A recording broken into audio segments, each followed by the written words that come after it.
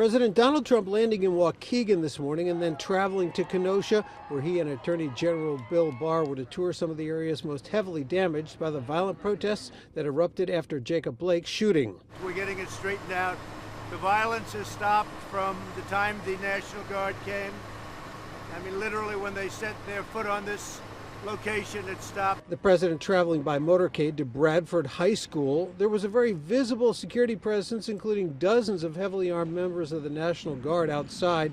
Several hundred Trump supporters with flags and signs lined the street across from the school, cheering the president's arrival. Trump then meeting with local law enforcement officers, praising their efforts and promising to help Kenosha rebuild.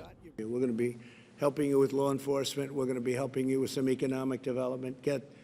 Get it back in shape, get Kenosha back in shape, and we'll get it back in, I think, very quickly. The president also touring the Emergency Operations Center inside the school during his visit. He decried the violence, but deflected when asked about whether he believed there was systemic racism.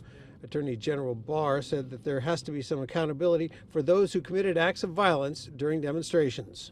The violence that erupted shortly after the shooting is simply not a legitimate response to a police shooting. And the looting and the arson were unacceptable.